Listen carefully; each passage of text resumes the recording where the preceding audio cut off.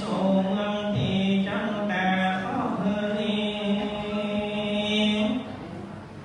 จังตีขอเฮือแลนโดยเต็มปามนแก้วแกวนอาภูมิของสนีโก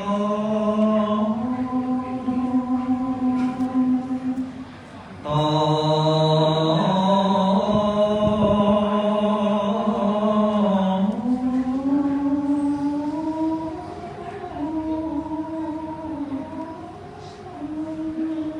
วิเศษอันพระตันเทศเป็นกาตามาสัมภะตุอาสัพพะปัญญาสัพพะโลมาวินาสันโหติ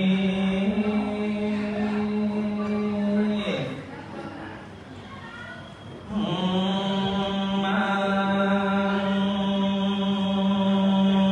งคัลลาเซนโหมังคัลลาจันโยมังคัลลาสัมพุโตอันจาจันโยอันจาในวันนี้ก็เป็นวันนี้เป็นวันสลิม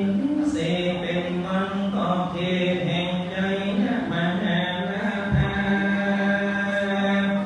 แม้ว่าโหราจันเจ้าทั้งหลายทั้งนาก็มาลงมาที่แสงเรียบเรียงไว้ก็แล้วมาได้เศษสี่ห้าหกสองไล่ยามของเขาใส่ก็สวัสดีวันดีสองราศีก็แม่ตั้งอยู่เลิศเป็นวันคุณตามมาพึ่งอันใหญ่คิดจันใส่ไล่ต้อยมาในวันนี้แน่ก็เป็นวันมหาลาภาใจลังโลดเป็นวันคุณทำมาโจดลงเรื่องไรเป็นวันนี้ใจและยามปอเป็นวันพ้นรอดจากภัยยาพ้นจากโลกาพยา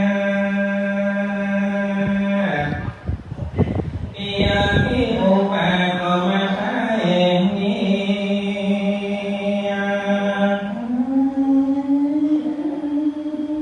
วันเพ็ญก็แม่หมดสา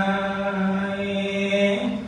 วันตายก็แม่หมดปอดวันนี้เป็นยอดแห่งวันแต่ยามวันเป็นวันดีกว่าวันในยามทั้งหลายเหตุว่าเป็นวันทำบุญใน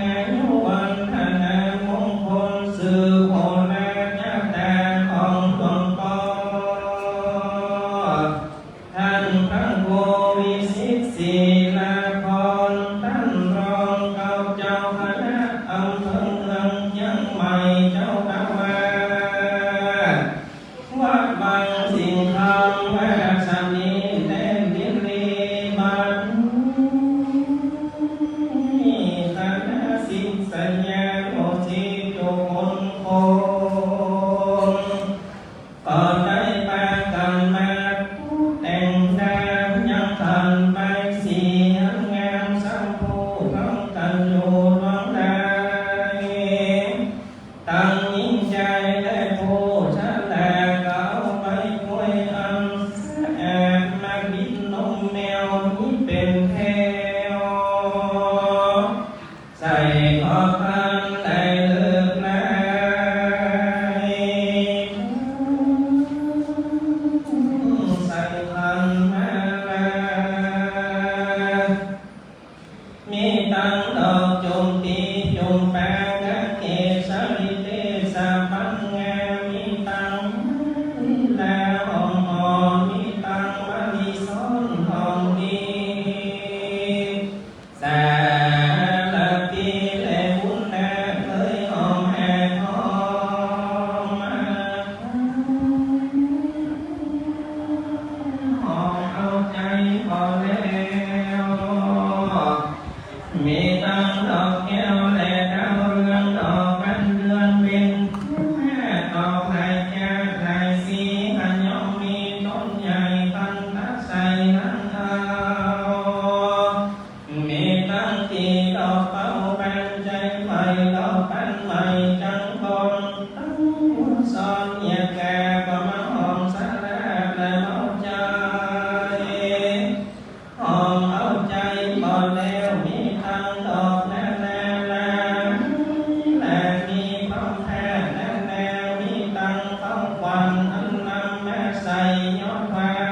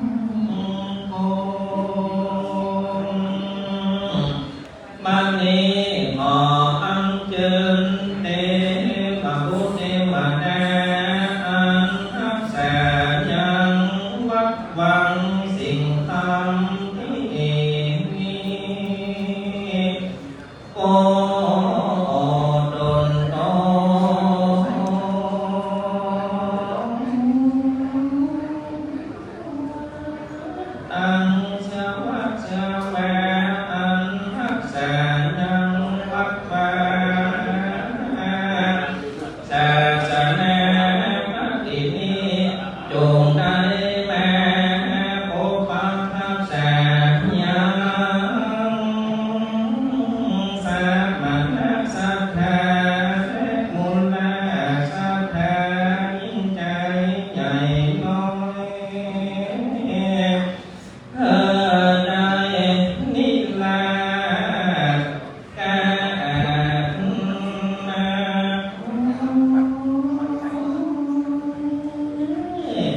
อย่าขอโมภัย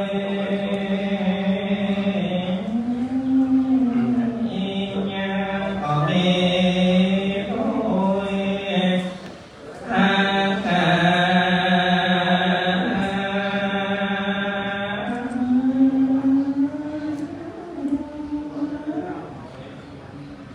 ดังกล่าวแม่นี้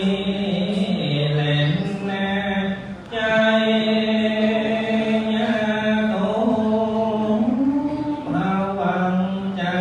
ยาวังกะลังใจยาสุธีภวันโตติ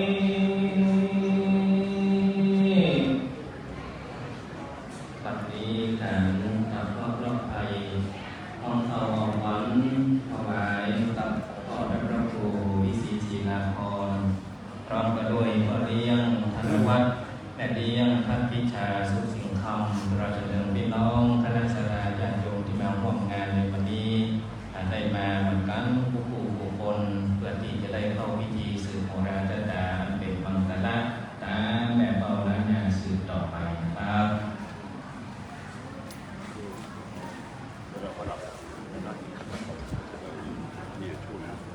กับกราบนมัสการขอบพระคุณในเมตตาธรรมนะครับของท่านพระครูจันทสรการหลวงพี่ชาญโลจันทสโรจังหวัดทุ่งน้อยสันทรายกับประธานอบตหนองหานนะครับได้เมตตาปัดเคราะห์โรคภัยของเข้าตรงควรท่านพระครูวิสิตศิลาภรณ์กับรองเจ้าคณะอำเภอเมืองเชียงใหม่หลวงพ่อครูบาประเสริฐนะครับวิสุทธาจารโรผู้เจ้าในวังของเขาก็เป็นที่เราเอาใจเริ่มนะครับบรรดาพี่น้องกับการกราบถวายการต้อนรับหลวงพ่อครูประภัสสรการนะครับรองเจ้าคณะอำเภอสระปีนะครับเจ้าวัดกกครกเหนือเป็นบ้านเกิดเมืองนอนนะครับของท่านครูบาประเสริฐนะครับหรือว่าหลวงพ่อพระครูวิสิตศิลาภรณ์ท่านพระครูศรีธรรมคุณนะครับหลวงพ่อภาวนาเป็นมาอีกแล้วก็พระครูศรีวุฒิคุณด็อกเตอร์ตัวนะครับจากวัดตามีพระนักเทศชื่อดังเริ่มนะครับดีเจเริ่มเฮียจากร้านร่มใบบุญนะครับดีครับมาเรื่องการเลยนะครับช่วงนี้พระสงฆ์เจ้าจะมาพิธาก่อนนิมนต์ก่อนนะครับแล้วเราเรียนเชิญพระสักการในช่วงที่เราจะประกอบพิธีก่อนนะครับจะมีการทักษิณาในช่วงแรกก่อนนะครับและหลังจากนั้นก็จะได้นะครับมาพิธีสืบโบราณจารานะครับนี่เป็นที่เรียบร้อยวันนี้ไม่ต้องฟังนะพี่น้องเลยนะครับไม่ต้องรีบไม่ต้องฟังกับทุกเจ้าก็จะฉันเข้าประมาณ11:45 นาทีเลยนะครับวันนี้ก็เลี้ยงนะครับท่านวัดเลี้ยงท่านพิชาสุสิธรรมนะครับได้มารับเข้าการน้องเข้ารอผลเร็วมันเข้ารอบไปเรียบร้อยกับเฮียจากรุ่นไปบุญนะครับได้มาร่วมการตัวนี้ให้เจอยังนั่งเลยสอนนั่งบนกันได้ยังครับเป็นเชิญเลยนะครับกับมีการถ่ายทอดสดไปยังคลื่น 104.50 เมกะเฮิรตซ์คลื่นไฟในเมตตาบารมีธรรมของหลวงพ่อพระครูสมุวิสุวัฒน์วรกิจโจผู้บริการสถานีเลยนะครับวันนี้เพิ่มมาตัวนี้นะครับแล้วก็มีอย่างเดียวนะครับได้ถ่ายทอดนะครับถึงภาพถึงเสียงออกไป140 กว่าประเทศทั่วโลกเลยนะครับวันนี้ครับพี่น้อง มาวัดบางสีคำนี่ก็เสียเที่ยวเรื่องนะครับคนใดมาก็ได้บุญแล้วก็จะได้ของพิกเป็นตัวแหละเพราะว่าเอาลงทะเบียนยกเบอร์รับเจ้าปัจจัยไปพร้อมกับหลวงพ่อพระครูนะครับวิศิศิลาภรณ์นะครับ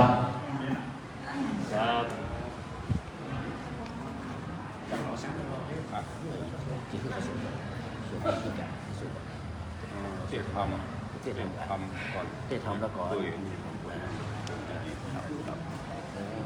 นั่งฮะนั่ง มีนายนิกิพูดร้านสาวเนี่ยนายนิกิพูด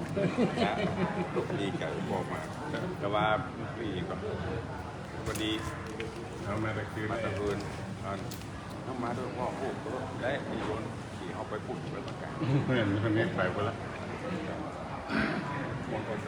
ปีนี้เท่าไหร่62มันออก63เดี๋ยวทำออก62ได้ครับ เพื่อออกเกินไปหน่อย แต่ว่าสุรพลผมว่ามันซื้อนิมนต์ตะวันสิงห์ว่าเป็นสิงห์ว่าต้นดอกใช่ไหมมันเป็นน้ำปะน้องตัดไม่โมครับโอ้แต่พวกมึงนั่งลำบนแค่กัน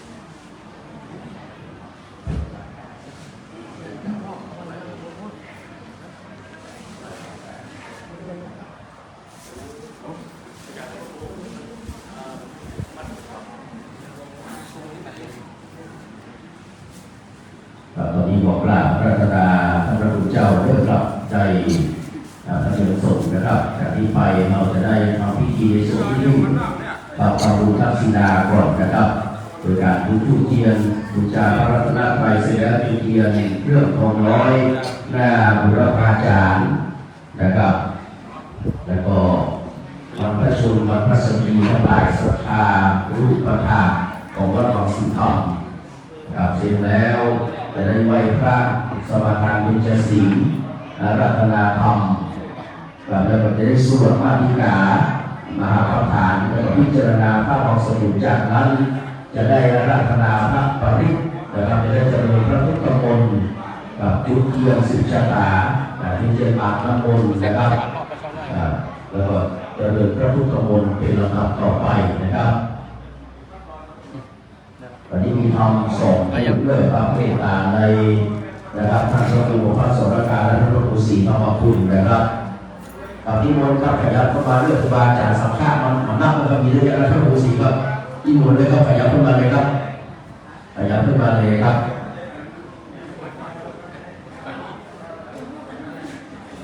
พนักงานที่ชนวนตั้งมั่นในเลิกนะครับตั้งมั่นอยู่กับที่เลยนะครับ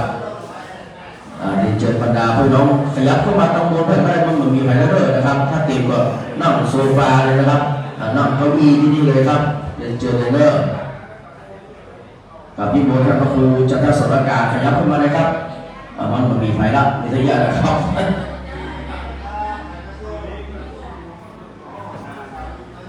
วันนี้นิมนต์ตามมัธยาศัยก็นี่นะเอเซอร์ปัญญาผู้บรรลุผู้บรรลุเนี่ยครับแม่เด้อลูกเด้อสำหรับน้อง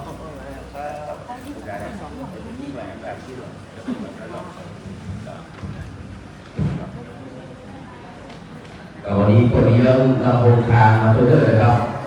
คนหนึ่งก็นวัดเองท่านพิชาสุสิงห์ลำเอาเดินทางหน้ามาตัวนอกจากนั้นได้ความรู้พร้อมกับหลวงพ่อพระครูนะครับวิสิตศิลาภรณ์นะครับ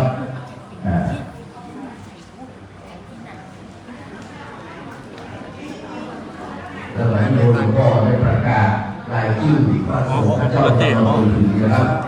ศรัทธาเราดูอุปถากนะครับที่จะได้ตามหานะครับจะโซมาแล้วครับ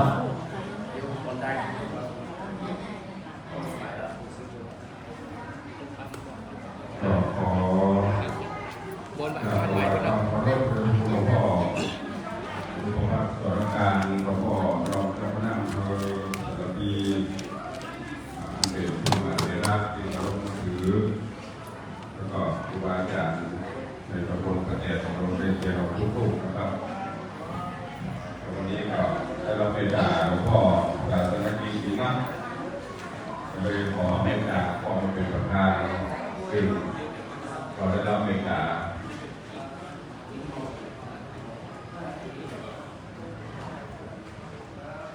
ขอบ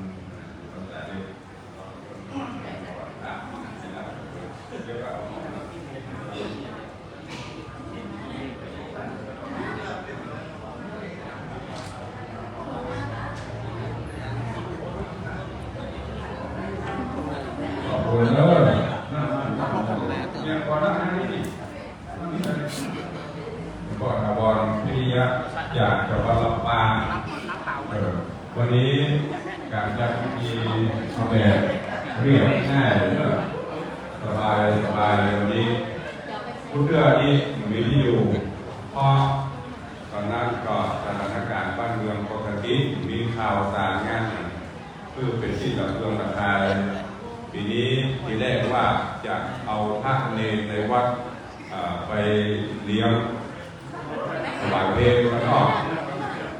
วันนี้โยมพระเลี้ยงธนวัฒน์ซึ่งก็เป็นโยมอุปถา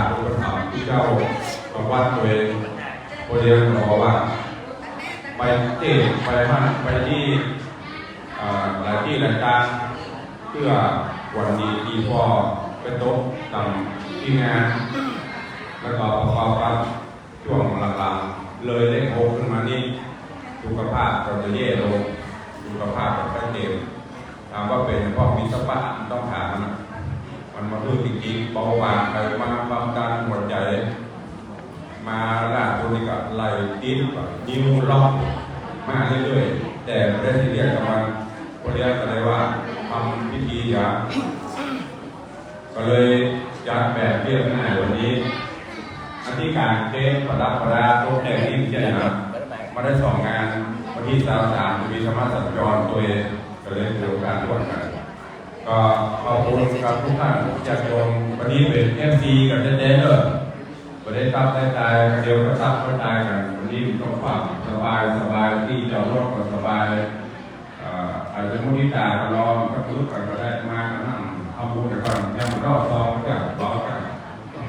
เดี๋ยวเราจะได้รับแก่ของแก่ของตัวเองนั่งรอได้ไหมนั่งรอเดี๋ยวจะแก่ของเลยเดี๋ยวควรเดี๋ยวมันจะพูดเรื่องการตาสบายแล้วนะพี่ก็ได้นะแม่นั่งนี่ก็ได้แล้วเราให้แบบนี้ก็ได้อันนี้บอกแกนี่20,000มาได้เนี่ยทั้งหน้าน่ะทั้งหน้านี่20,000มาได้เราเรียนมาได้นั่งเลยเนี่ยนั่งเลยจากตายแล้วนั่งเลยมาหัวมันนั่งพูดมาเทียบมาหน้านี่ก็ได้เนี่ยมันเก่งวันนี้เมตตาธรรมของพระเลี้ยงธนวัฒน์และเลี้ยงพระพิชาเป็นเจ้าพระราชทานเขาก็ขอบคุณตัวเองเพิ่นถวายเลยคือหมดไม่ใช่คือหมดถวายปัจจัยมาล่วงหน้า 50,000 บาทแล้วก็ได้รับเมตตาจิตจาก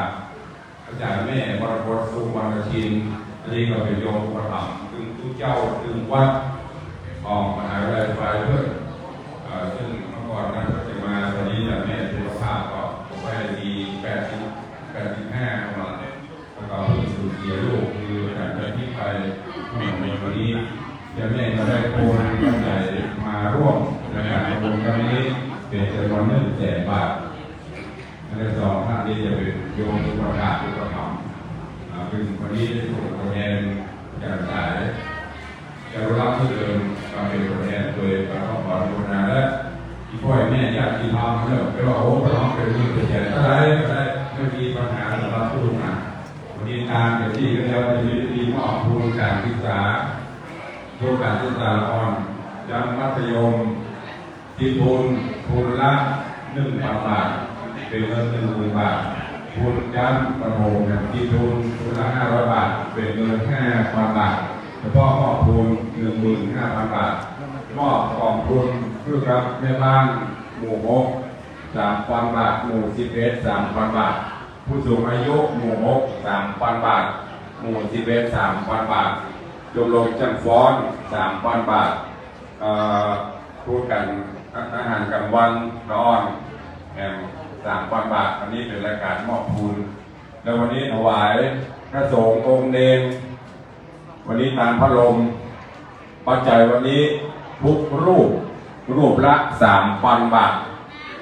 เนรก็ 3,000ผู้เจ้าก็ 3,000ที่เขาว่า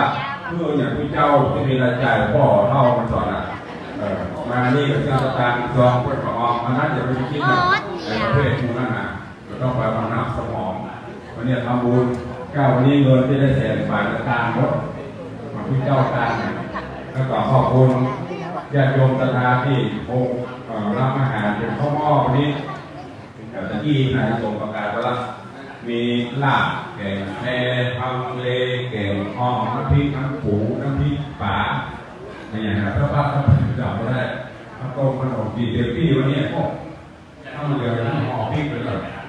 ก่อนที่จะทำก็หอมพริกลำปางไปเลยวันนี้พี่น้องลำปางมาลงตู้เลยนะดีใจเลยเนอะวันนี้เราจะได้ทำบุญอุทิศ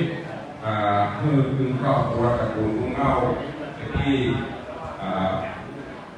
งานที่ผมได้ประกาศนะครับผู้ใหญ่เป็นท่านสำคัญประกาศคือลงกีตาวิญญาณต่างๆครับเมื่อ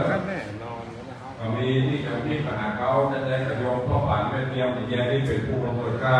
เป็นโยมพ่อโยมแม่ตระกูลอีแยงอีตระกูลอีตระกูลนะตระกูลประยุทธ์แล้วก็มีโยมพ่อเลี้ยงคนปากตาไปหาพ่อวิรับพ่อวิมอนสิ่งทำในมือผู้เสียแก้วผู้นี้ก็เดียวเพื่อจะข้ามกันก่อนปั่นก่อนที่ทำแล้วก็อย่างจะคิดตัวละทีนี่ผู้ทำโดยขอบคุณทุกท่านเลิกเดียวไปได้เข้าสู่รายการรับที่ก็งานที่ส่งเสียทีเริ่มต้นก็เดียวจะได้วันนี้ตามหม้อหูครัวเด็กนะคือเราไปเบ่งกับคนเดียวเลยวันนั้นอันนี้มาสดๆจริงๆวันนั้นเจ้าออกเก่าตามเลยวันนั้นไปกระโดดเองรถไปไม่โคเพราะว่าจะบอกว่ามีเรื่องแต่ของเก่าเดี๋ยวออกไปได้ของเก่านะเป็นอะไรนะของเก่าดังอยู่นะดูแลของนี้สบายเข้าสู่วิธีการกับกราบนมัสการขอบพระคุณในเมตตาธรรมนะครับของท่านพระครูวิสิตศิลาภรณ์กับหลวงพ่อรองเจ้าคณะอำเภอเมืองเชียงรายนะครับชาววัดวัดวังสิงห์คำครับจากนี้ไปนะครับพอจะนำท่านทั้งหลายเข้าสู่พิธีกรรมทางศาสนาในช่วงแรกนะครับพนักงานที่ชมรมตั้งมั่นนะครับอยู่กับที่เดิมนะครับจะได้กราบไหว้สารัตนาท่านพระครูวิสิตศิลาภรณ์นะครับในจุดทูบเทียนนะครับบูชาพระรัตนตรัยเลิศนะครับหลวงพ่อครับนิมนต์พระสงฆ์พระเจ้าที่นั่งอยู่ด้านท้ายนะครับนิมนต์ขึ้นมาทำหัวเพลเลอร์ตุ้มปีวัดโดยเคราะห์นะครับนิมนต์ขึ้นมาเลยนะครับนิมนต์หลวงพ่อพระครูวิสิตศิลาภรณ์นะครับได้จุดธูปเทียนบูชาพระรัตนตรัยครับจากนั้นจะได้เรียนเชิญพ่อเลี้ยงนะครับธนวัฒน์ได้เลี้ยงท่านพิชาสุสิงห์ทั้งสองท่านได้ไปจุดเทียนเครื่องทองร้อยหน้าบุรพาจารย์นะครับกับบรรพบุรุษบรรพสตรีนะครับมีไต่เก่านอกเมืองและเป็นที่เคารพรักบูชาทั้งหลายด้วยนะครับทุกคนได้อยู่ในการสงบกายสงบวาจาสงบใจนะครับได้ประนมมือขึ้นเรื่อในขณะที่หลวงพ่อพระครูวิสิตศิลาภรณ์นะครับได้จุดธูปเทียนเทียนซ้ายเทียนขวาพระธรรมพระวินัยบูชาคุณของพระ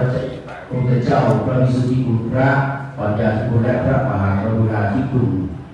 วันนี้เราได้ตกแต่งดอกไม้อันสวยสดงดงามที่รูปเปรียบเสมือนพระสงฆ์แม้จะมีมากมายหลายพันแต่มารวมกันแล้วก็มีในแจกความสมบูรณ์งดงามเป็นระเบียบเรียบร้อยเหมือนพระสงฆ์องค์เจ้าน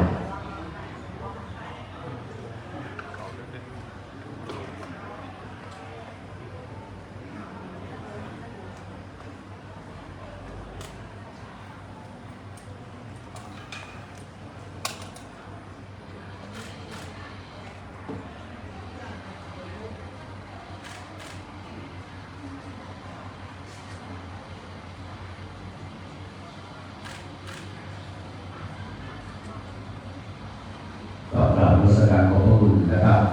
ในเมตตาธรรมของพระครูวิสิตศิลาภรณ์พระพุทธรองเจ้าคณะอำเภอเมืองเชียงรายจังหวัดวัดวังสิงห์คำครับที่มานั่งที่รับรองแล้วก็เลี้ยงนะครับ นวัตเรียนท่านวิชาสุสิงห์คำจะได้ยุเจียนเรื่องของน้อยหน้าบุรพาจารย์และบรรพบุรุษบรรพสตรีเป็นลำดับต่อไปนะครับ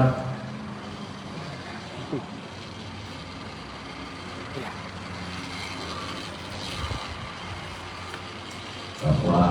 ในบรรดาความดีที่มีอยู่ข้าพเจ้าดูความเลิศประเสริฐสุดเป็นเครื่องหมายคนดีสี่มนุษย์จงเร่งรุดกตัญญู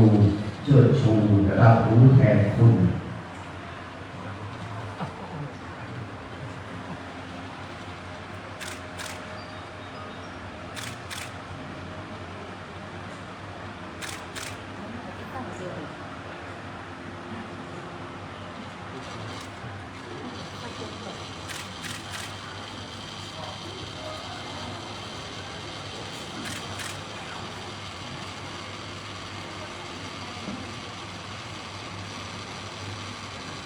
ขอบพระคุณนะครับรัตนอุบาสกรัตนโรสิกาทั้งสองท่านพระบรมธนวัฒน์ในเรื่องพิชาสุสีคำที่ได้ชุดเทียนเรื่องของน้อยหน้าบุรพาจารย์นะครับแล้วก็หน้าบรรพบุรุษบรรพสตรีกับเรียนเชิญท่านประธานที่รับรองหลังจากนี้ไปก็อาจารย์พระดาเอกพจน์พระดาหลวงนะครับจะได้นำไหว้พระสมาทานเบญจศีลและอาราธนาธรรมเป็นลำดับต่อไปนะครับเรียบร้อยเป็นเชิญเลยครับพี่จ๊อบลงมาให้แล้วเราเพิ่งขึ้นเข้าโตดเดี๋ยวไปชี้ผมว่าจ๊อบเว้ยตัวโบมาที่อ่ะเอาตัวเจ้าขึ้นนานมันกับมันได้เข้าโตดเดี๋ยวไปชี้ผมว่าสังฆาเรนะพุทธังอภิปูชยามะอิมินาสังฆาเรนะธัมมังอภิปูชยามะอิมินาสังฆาเรนะสังฆังอภิปูชยามะอะระหังสัมมาสัมพุทโธภะคะวาพุทธังภะคะวันตังอภิวาเทมิสวากขาโตภะคะวะตาธัมโมธัมมังนามัสสามิสุปฏิปันโนภะคะวะโตสาวกสังโฆสังฆังนามามิต่อไปส่งทางคุณนะครับ มัจยังพันเตติสาราเนนาสาปัญจศีลานิยาจามาทุติยมปีมัจยังพันเตติสาราเนนาสาปัญจศีลานิยาจามา ทิยัมปิมายังพันเตติสาราเนนะสาปัญจศีลานิยาจามะ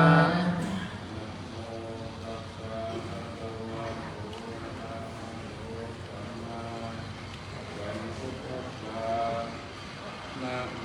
ตัสสะภะคะวะโตอะระหะโตสัมมาสัมพุทธัสสะ ต้องกดเปิดไหม นะโมตัสสะภะคะวะโตอะระหะโตสัมมาสัมพุทธัสสะ นะโมตัสสะภะคะวะโตอะระหะโตสัมมาสัมพุทธัสสะนะโมตัสสะภะคะวะโตอะระหะโตสัมมาสัมพุทธัสสะนะโมตัสสะ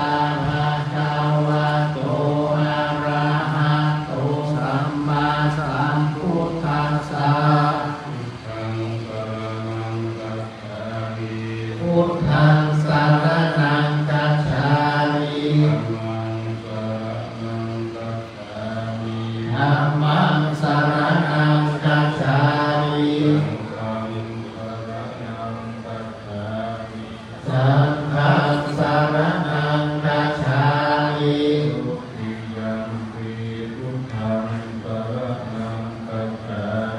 ทุติยัมปิพุทธังสรณังคัจฉามิ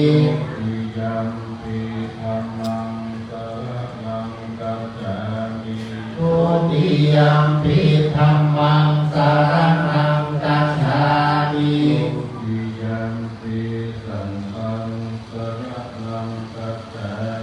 ทุติยัมปิสังฆังสรณังคัจฉามิ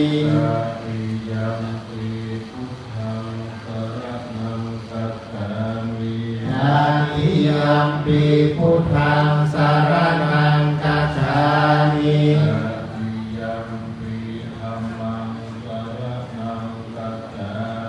ตาทิยัมปิธัมมังสรณังคัจฉามิ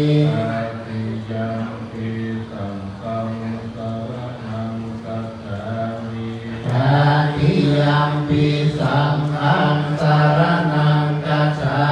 มิ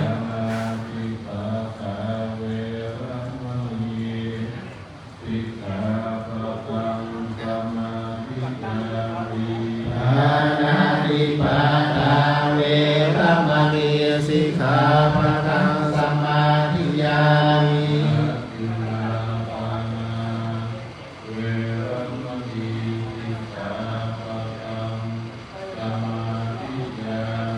อาทินนาทานาเวรมณีสิกขาปะทังสมาธิยามิ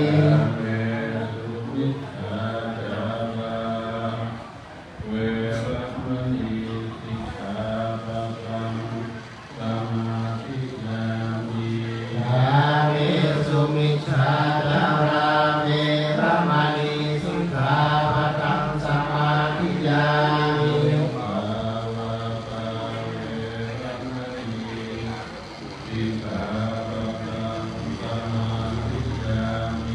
มุสาวาทาเว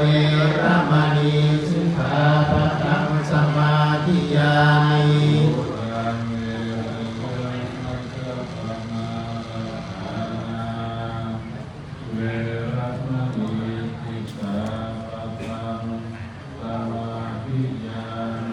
สุราเวรยามัชฌัปปมาทฐานาเว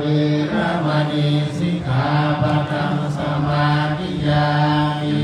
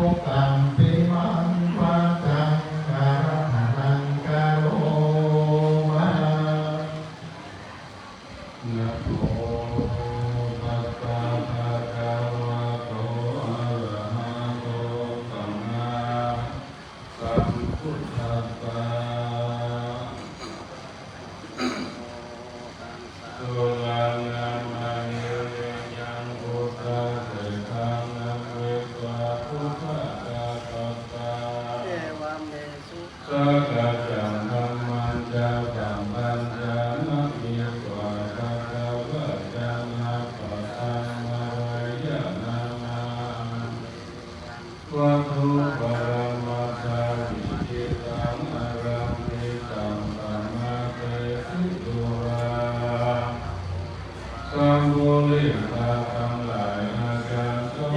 สังฆังสีมาลานิหัตถวายุเปวิหายนะสักการะตุสาเถวัญญาเตวะตาตัญญาเกณิหายโยสัพปัญโยทั้งภายในและภายนอกทุกดาวของสันดานที่มาโดยกรรมแล้วก็มาแสดงแก่มหากรรมสังฆาเจ้าเมื่อเข้าสู่พระสงฆ์จุ่มนมยังต่างๆนานาทางวัดงานตาตาเวลาแดดร้อนแดดสังฆาไปไปมามีเกิดนาเกินตัวผู้ตาก็ไว้ยังพระนักวโรพุทธธรรมเจ้าเก้าหันกันตาตามนั่งเลยญาติสังฆาปัญญาน้องเกิดทำกันเกิดแต่พระบุรานามิตวาผู้ตาก็ไว้ยังพระอริยสงฆ์ดำรงในทุกขวิมุตติใส่สะอาดจงปฏิบัติธรรมโดยพระพุทธศาสนาพระจุลเอาคำสอนของผู้โลกาเพื่อบังเกิดศรัทธาประชาชนแก่พระแก่คนแก่เทวดาทั้งหลายและนาทิเตสาเยในกาลอันล่วงพ้นไปแล้วยังมีสุขเทียวมหาเอกเจ้าสมเด็จจิวาเทพมาลัยตนตั้งลงดินไทยลิเกประกอบไปด้วยเหตุที่อยู่ที่งานมีตาญาก่อนอาศัยเกิดมามันหนึ่งยืนมานำโลกจะงานมันอยู่ในเขตทำปัญญายักษ์วีมันเป็นที่อยู่ในเกี่ยวเจ้าต่างๆประการเอกวิกรกลางยังมีในวังนิ่งใจมหาเดชเต้พระมาลัยโดนองค์อาจารย์ก็ได้ยาก็ไปถูกยังนรกเกิดจะยกเอายังคงเหตุอันใดสังเกตไว้เมื่อนานเขาเรียกเทวาเจ้าของเอาไปถูกตำนานแห่งพระนางลงที่บานความน้ำแดงในเมื่อพญายมมาละอันเดิมยังตนเจ้าเตพระมาลัยต่อขาดอะไรแจ้งจอดว่าโยกว่าพุทธังว่าอันเตอังเตอังสมพุทธังสมพุทธังเตติสังเตอังโยโมทิกาตะโสมหาวิชาเวปมาลัยก็ต่างทำไปเรื่อยๆก็มองแต่ทุกโกเวทังโอมานิตังสัตตังหานุไลโกตุนวังกานาตองพุทโธอยู่ในนาลาเจดียามราชาอาเป็นนายมมาราชกิโยติวะปัญญาวัตเตเจ้าผู้มีบุญมากยกระดับตัวตนว่าจะมีมากบุญเหล่านั้นบุญทำบุญมีมากโล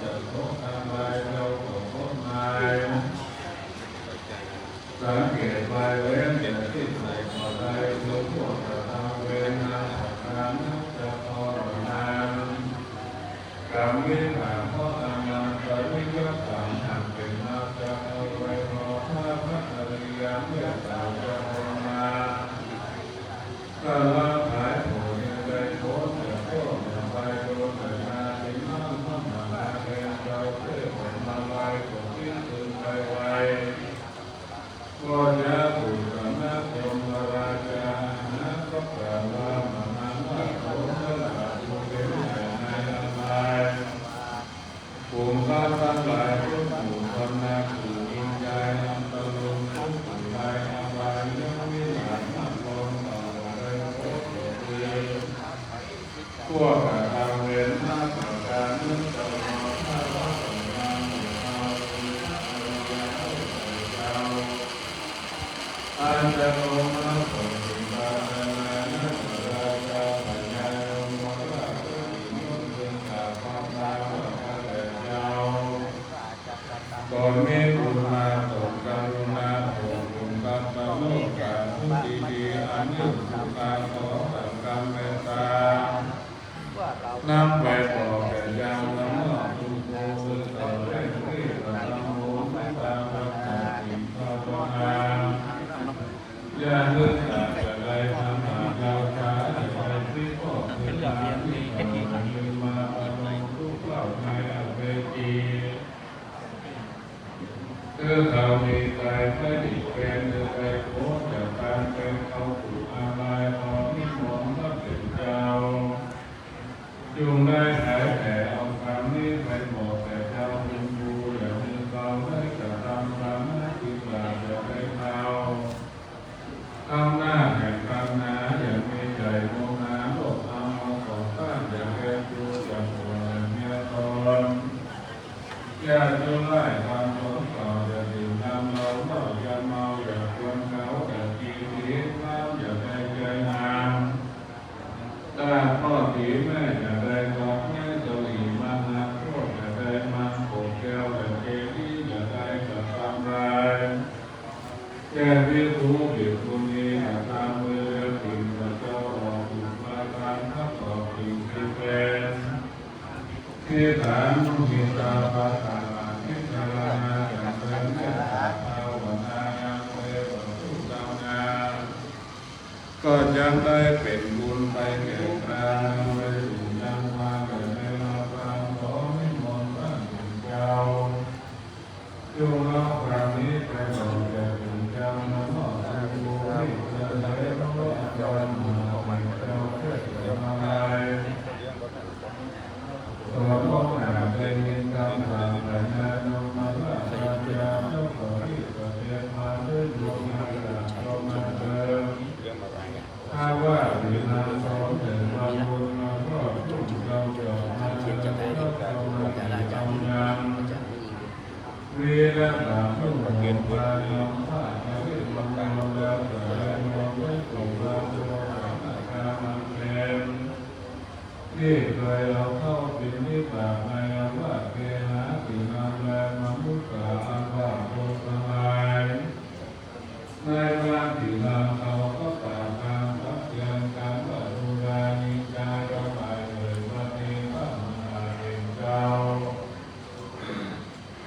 การเราเอามาให้จ่าดูปาทางนาความโน้ตแต่ละทุกคนขออาราธนา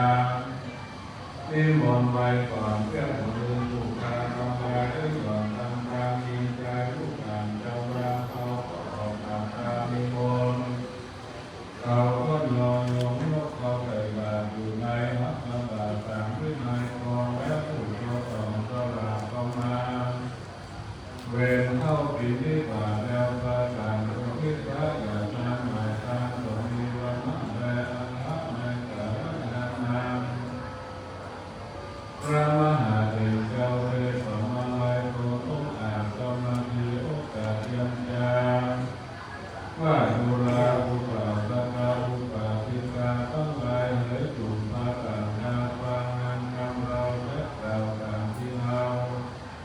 ได้รับกล่าวคำว่ามหาแห่งจุกตาเหตุใดอันอยู่ในมนุษย์ใหญ่น้อย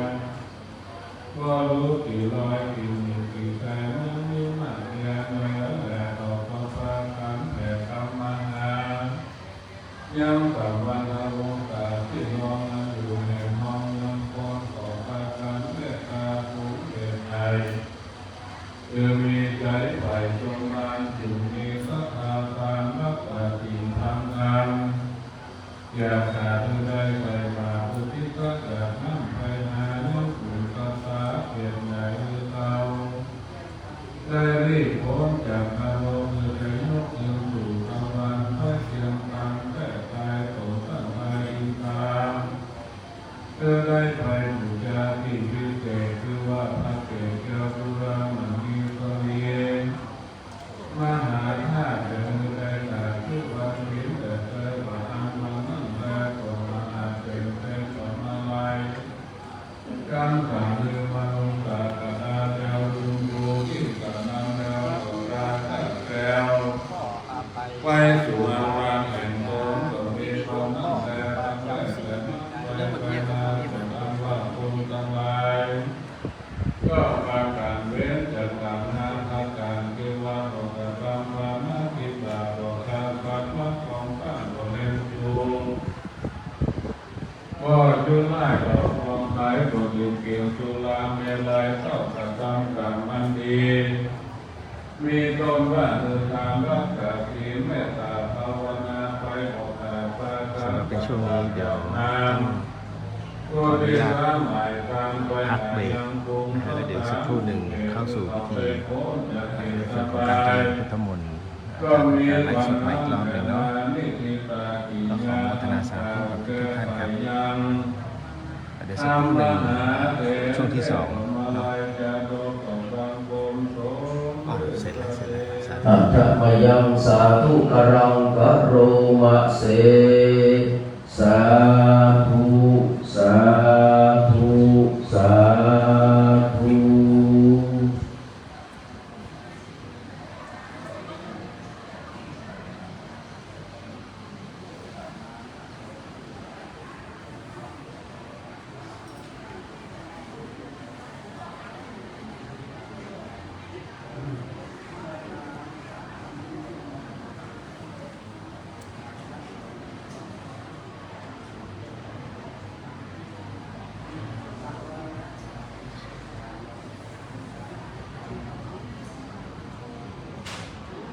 สาธุสาธุสาธุกับจากนี้ไปพระสงฆ์ทั้งนั้นนำโดยหลวงพ่อพระคุณพระสรการได้เมตตาสวดพุทธมนต์นะครับมาติกามหาปัฏฐานเราจะได้วางผ้าเป็นลำดับต่อไปกราบพระรัตนาด้วยความเคารพครับ นะโมตัสสะภะคะวะโตอะระหะโตสัมมาสัมพุทธัสสะนะโมตัสสะภะคะวะโตอะระหะโตสัมมาสัมพุทธัสสะนะโมตัสสะภะคะวะโตอะระหะโตสัมมาสัมพุทธัสสะธัมมาพุทธัสสะธัมมาปัญญากตตาธัมมาสุขายะเวทนายาสัมปยุตตาธัมมาทุกขายะเวทนายาสัมปยุตตาธัมมาทุกขามาทุกขายะเวทนายาสัมปยุตตาธัมมาวิภาคาธัมมาวิภาคาธัมมาธัมมาเทวาวิภาคานาวิภาคาธัมมาธัมมาอุปาทิโลปานานิยาธัมมาโนปาทิโนปานานิยาธัมมา การสวดให้ โนปา พระ ทิ บุร โน พาจารย์แล้วก็ ปานานิยาธัมมาสังกิเลตัสสังกิเล ยามันดา ธัมมาสังกิเลตัสสังกิเลติกาธัมมาสังกิเลตัสสังกิเลติกาธัมมาสังกิเลตัสสังกิเลตัสธัมมาวิสังฆาวิจารามัตตาธัมมาวิสังฆาวิจาราธัมมาทิฏฐิตา จริงๆในการสวดมาติกาตรงนี้เราสามารถทำที่บ้านด้วยก็ได้นะอันนี้สงส์การคือการได้เจริญพุทธมนต์สวดให้บรรพบุรุษเราที่บ้านได้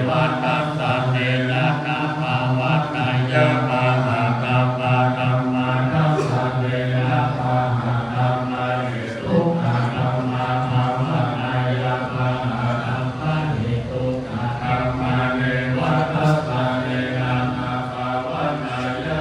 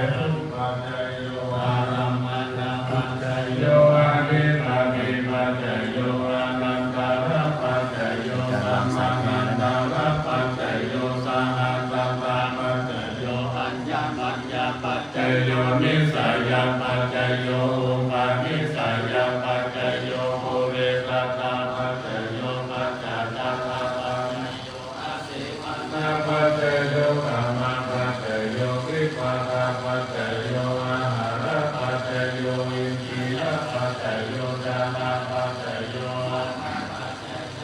ปายุตตาปัจจยโยวิปายุตตาปัจจยโยอาทิปัจจยโยนัตถิปัจจยโยวิทัตตาปัจจยโยอาวิทัตตาปัจจยโย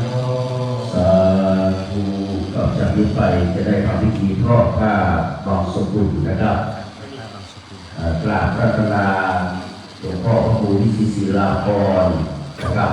และขอเรียนเชิญพ่อเลี้ยงคณะวัดเลี้ยงพระพิชาสุสิงห์คำและได้เป็นตัวแทนกับพี่น้องศรัทธาได้ทอดผ้านะครับ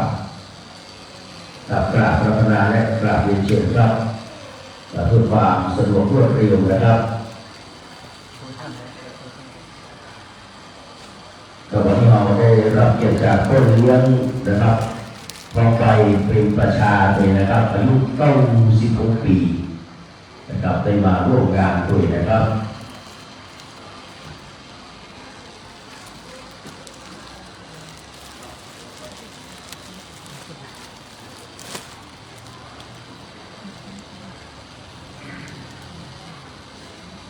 แล้วก็เรียนเชิญอาจารย์จารุวัฒน์รุ่นเรืองแห่งทรัพย์ชุดนึงเรียนเชิญครับเอาไว้กับท่าน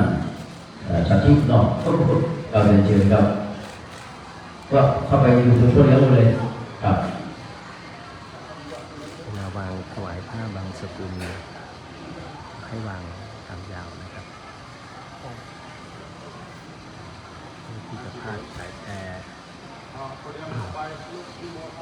พ่อเลี้ยงต่อไปลูกแรกนะครับพ่อเลี้ยงลงไปบุญเลยครับเรียนเชิญครับพ่อเลี้ยงลงไปบุญเลยนะครับพ่อหลวงพ่อบุญเชื่อเลย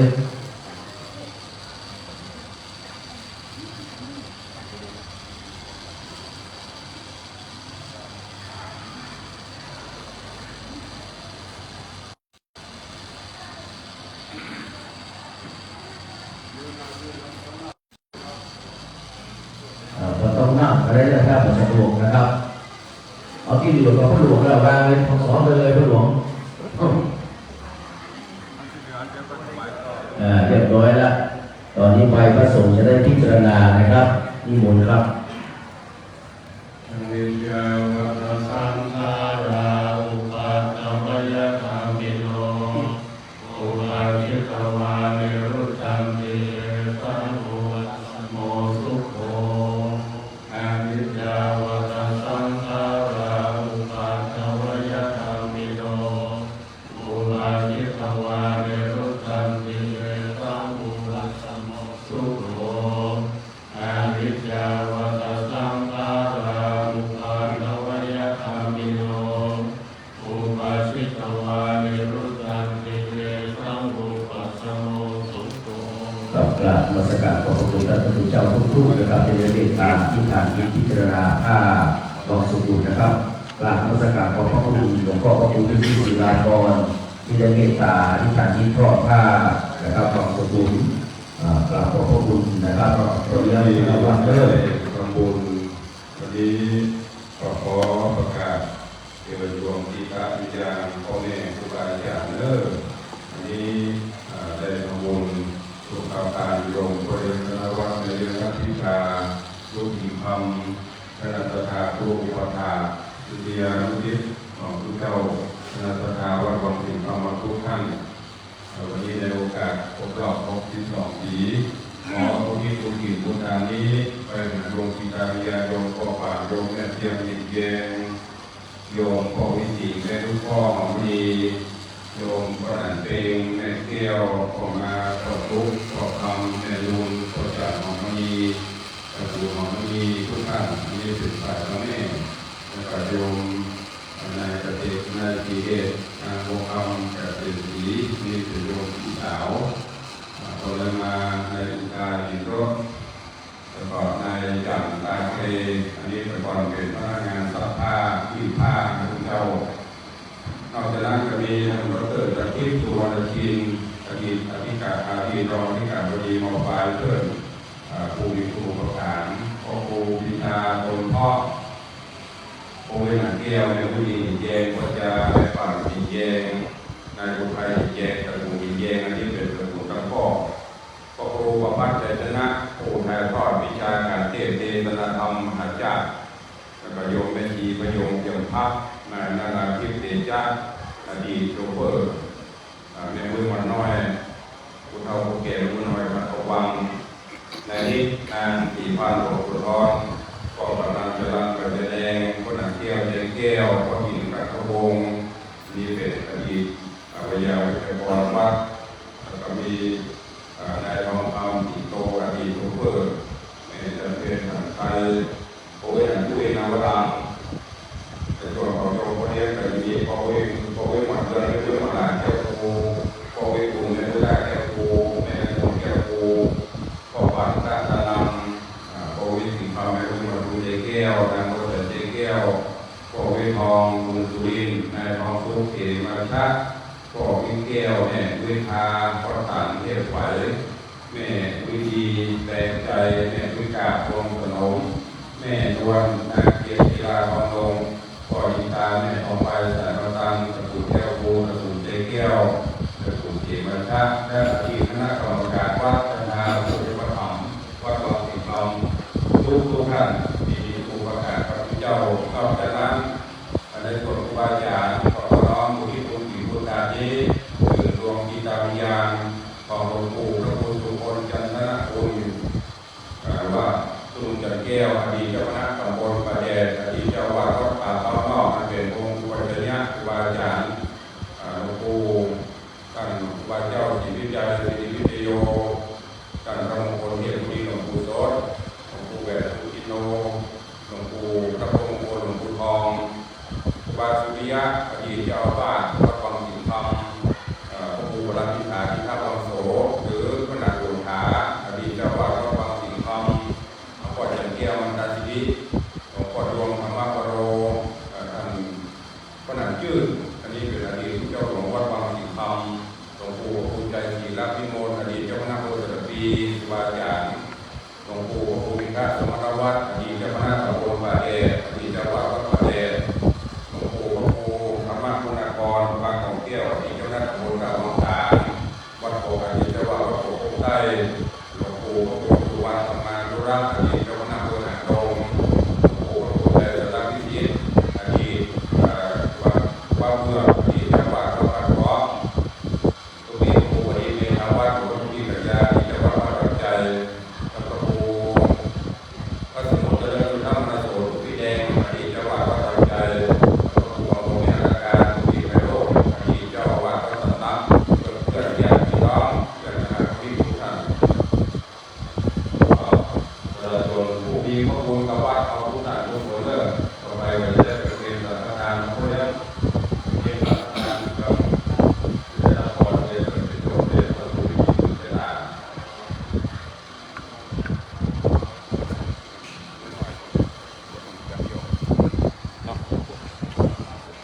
กับจุดประเพณีหลวงพ่อเกณฑ์ที่พระปู่พระสอนการเนี่ยก็ยังเอาไว้ที่พระปู่ศรีธรรมคุณนะครับแต่เอาทักษิณาให้มันจบไปในเรียบร้อยก่อนเราจะทำพิธีมังคละนะครับรถละครสักน้อยนะพ่อเนาะ ย้ำนะฮะต้องรู้จักหลวงพ่อปอนไหนจะเอาไม่ไหน เดี๋ยวพี่น้องประชาชนทุกท่านได้ตั้งใจ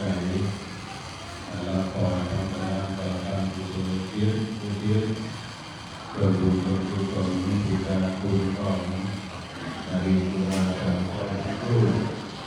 และดวงวิญญาณของพระพุทธรูปของพระครูวิจิตรลาภรเราจะเป็นผู้ร่วมองค์การญาติประธานวัดดวงวิญญาณที่ได้ลงรับประสบการณ์แต่ก็เพราะได้มารับทราบเรื่องหมู่สถานเรื่องหรือว่าผู้ชมผู้ชมเลิกอายัญญาโสราเกนาเยนาสังฆาเมโภคาเทวิ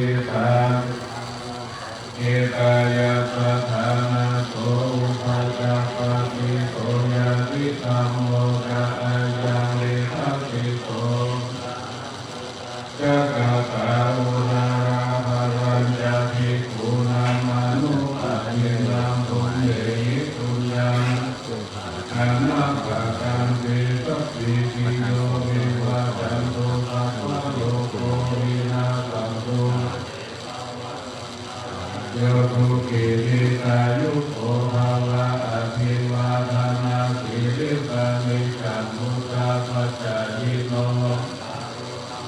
วันทันติอายุวันโนทุขังพระลัง สาธุสาธุนี่โยมกับที่มาทำที่รับรองนะครับแล้วก็เรียนเชิญที่มาทำที่รับรองเลิกกับคนยังมณวัดนะครับเราจะได้ประกอบพิธีในส่วนที่สองเราก็จะเริ่มถวายการตั้งส่วนใหญ่เลยครับถวายนี่ครับการตั้งส่วนหลวงนะครับถวายครับ เป็นเพื่อว่าขาวนอกเป็นเพื่อว่าเป็นพวกเรือ ขันตั้งนะ อาการหลวงนี่มันจะลดเลิก ขันตั้งที่จะประกอบไปด้วยหมากพลู แต่ตอนเราจากนี้ไปก็จะได้ขอเรียนเชิญนะครับคนเลี้ยงทองใบเป็นประชาอายุ96 ปีนะครับเป็นจะได้ชุดเทียนสุดชะตา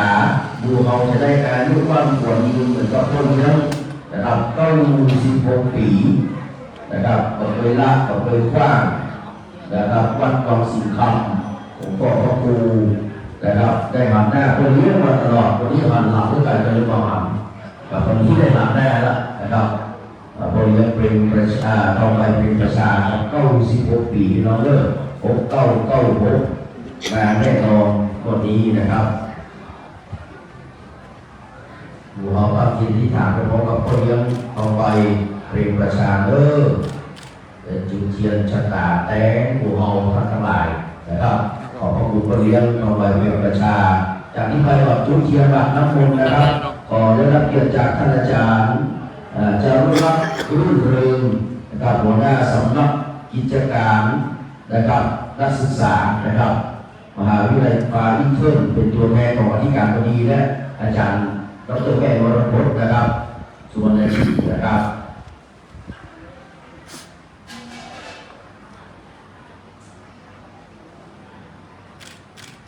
ขอบคุณท่านอาจารย์จารุรัตน์รุ่งเรืองนะครับตอนนี้ท่านเรามานั่งที่รับรองครับวิปัสสิปฏิมหายาสัพพสัมปติสิทธิยาสัพพทุกขวินาศายาปริตังโพธมังคลังวิปัสสิปฏิมหา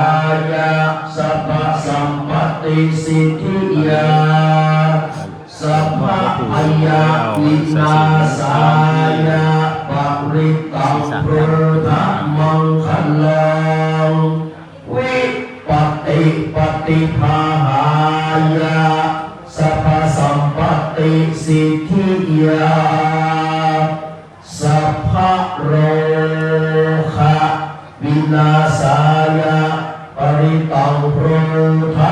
มังคลัง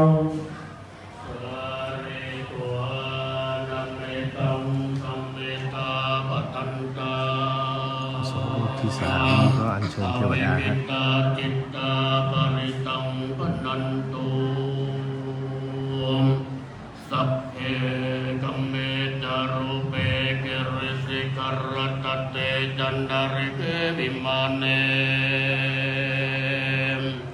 ทิเประเทจักกัมเมตารุวันนาคาเนเคหะอารัมมวัตุมวิเกเตอุมมาจายันตุเอวะตระทวิสเมยักขะกันตะพันนากาเอตันตาสันติเกยังมุนิวรจนังสาธุเมสุนันโตธัมมัสสวนาคาโลอายัมปัตตันตาธัมมัสสวนาคาโลอายัมปัตตันตาธัมมัสสวนาคาโลอายัมปัตตันตา สัมมา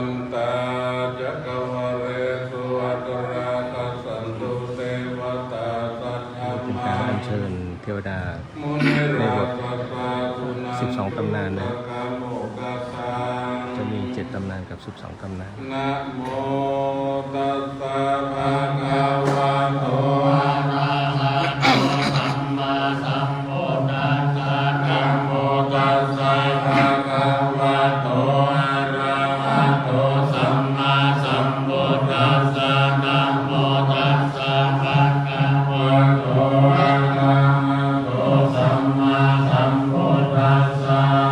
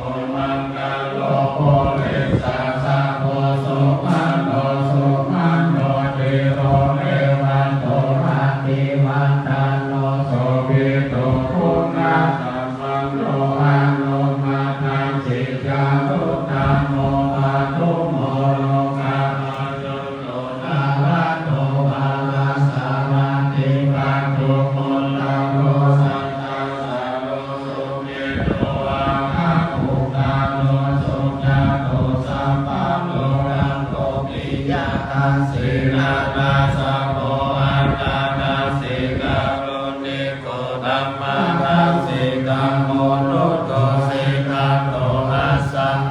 cho kênh Ghiền Mì Gõ để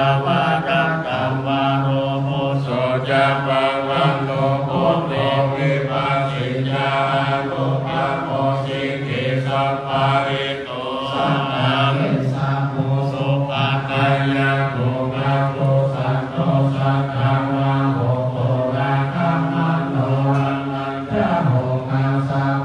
lỡ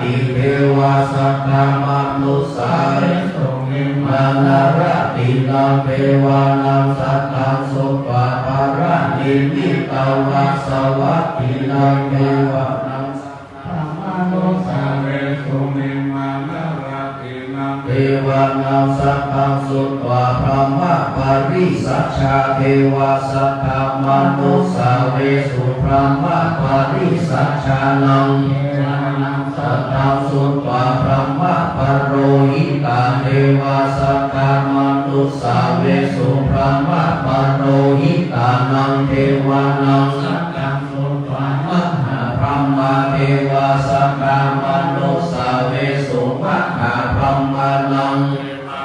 สัตตังสุปะปริตาภาเทวาสัตตามนุสาเวสุปริตาภานังสัตวานังสัตตังสุปะอัปปมานาภาเทวาสัตตามนุสาเวสุอัปปมานาภานังเทวานังสัตตังสุปะอาภัสสะราเทวาสัตตามนุสาเวสุอาภัสสะรานังเทวานังสัตตังสุปะปริตาสุภาเทวาสัตตามนุสาเวสุปริตาสุภานังเทวานังสัตตังสุปะอัปปมานะสุภาเทวาสัตตามนุสาเวสุอัปปมานะสุภานังเทวานังสัตตังสุปะสุภาอินทกาเทวาสัตตังสุภะอินทกานังเทวานังสัตตังสุปะอัสสัญญีสัตตาเทวาสัตตมนุสาเวสุสัญญีสัตตานังเทวานังสัตตังสุปะเวหปัลลาเทวาสัตตมนุสาเวสุเวหปัลลานังเทวานังสัตตังสุปะอวิหาเทวาสัตตมนุสาเวสุอวิหานังเทวานังสัตตังสุปะอัตตปาเทวาสัตตมนุสาเวสุอัปปานังเทวานังสัตตังสุปะสุภัสสะเทวาสัตตมนุสาเวสุสุภัสสะนังเทวานังสัตตังสุปะสุภัสสีเทวาสัตตมนุสาเวสุสุภัสสีนังเทวานังสัตตังสุปะอากันนิภกาเทวาสัตตมนุสาเวสุเอตัมภะคะวะตาปารานะสียังอิสิปะตันเตพลังธรรมาจักกังปวัตติกังอัปปติวัตติยังสัมมันเนนะวะพระมะเนนะวะเทเวนะวะมาเนนะวะเกนะจิวาโลกัสสมินเต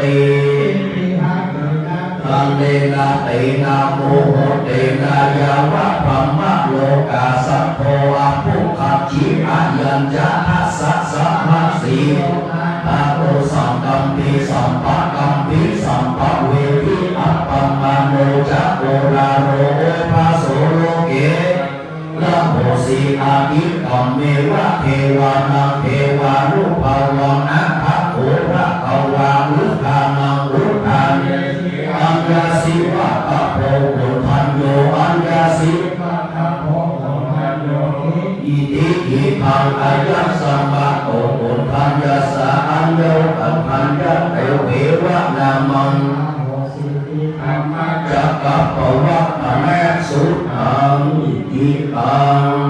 เทวานาจะปารานาปันติทานาจะเสวานาปุจจาจะปุจจาเตยานาเอตัมมาภาวะมุตตะมังปะเทโรภะเสโสภะโสจัมปุเปจักกัปปะปุญญาตาตัสสะมาภาริติทาเอตัมมาภาวะมุตตะมังภาวุสัจจะสิปัญญาวินัยโยจัสสุสิกิโตสุภาสิตาจายาวาจาเอตัมมังภาวะมุตตะมังมาตาปิโตโอปัฏฐานังพุทธา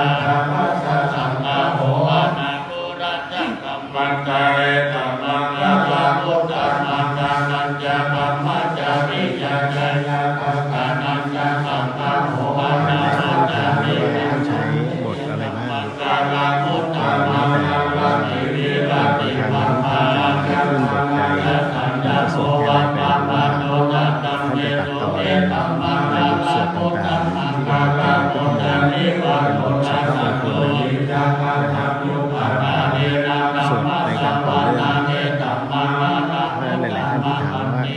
จริงๆใช้ทุกบทนะแต่ว่าท่านตัดต่อ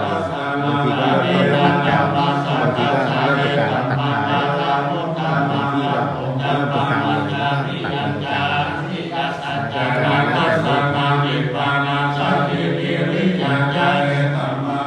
รูปแต่ในวรรคที่ท่านตัดนั้นเป็นวรรคสามารถมงคลทั้งสิ้นเลยสักครู่หนึ่งก็จะเป็นการถวายสังฆทานให้กับพระภิกษุที่บรมเดชพระเสด็จพระบรมราชาธิวัฒนาพระคุณพระเดชพระคุณท่านเป็นเจ้าอาวาสวัดป่าสังฆธรรมของจังหวัดเชียงใหม่นะครับการเสกสำหรับในการในช่วงบ่ายนี้ก็จะเป็นการประชุมพระสังฆาธิการของทุกวัดในจังหวัดเชียงใหม่และ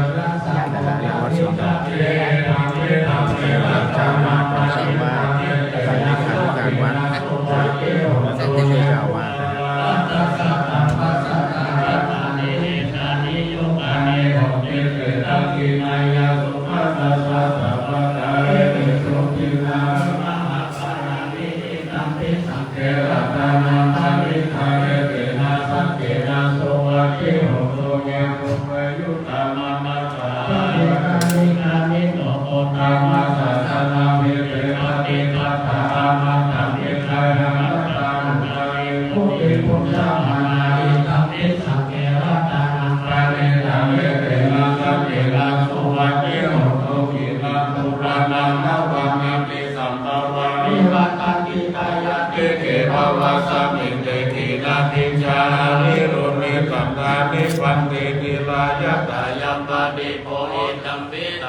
ปัตตานังปานิกาเกเสนาสเจนาสุวัติหุนตุเมตัสสะสัพพะโลกัสสะติมานัสสัมปังวะเยนะปาริมานังอุตาโน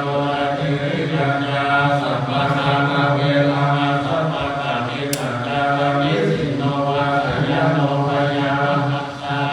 อามิโนเมตัสสะตินานิทายามังมาเมตาวิหารานิธรรมะโอติสิญานุปะธรรมะสิลาภะสัมเนนะสัมปันโนวินัยเตนะหะริยะโกภะปัสสะยะโพนะเรสิสิกะระติยะเมตตาสุตา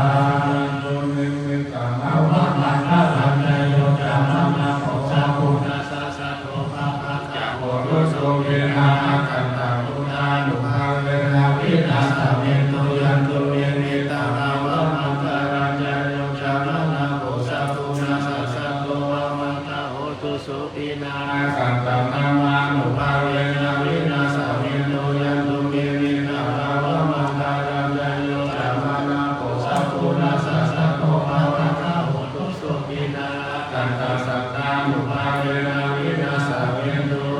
ติโลเกติยาปุโนทัจจโสมยามุทายาเวนะทัตติมาสัตตติวิญญามานุภาวะมาวะจิตวะมะภะลังภาวิตวะภุมะเตติเนสัจจะภะลังมาวัจจะยะสัจจะกิริยามัตตสะอานันติปัฏฐานัปปะทานาสติปะนาวัจจะนามัตติตาจานิคันตาจันตเวตาปฏิกัมมามหาสติกาเกมะหังมหาปัญญาอิโสวิวัตติสิโสวัสสกาลิสานิอุตตะกัมปัญญาตาติกิตะเจนะเมสัมโมนะเตสัมเมสัจจะปารามิติโอมังกาลสัมมุตโตนะมังกาลมังคัมมังคัมจุฬาปัมมุญญเวธัมโมมังกาลสัมพุทโตธัมมิโลพุทธโสอะเมตัมมังกาลมังคัมมังพุทธเวสัมโฆมังกาลสัมพุทโตอะนะกะตินายโยอนุตตโร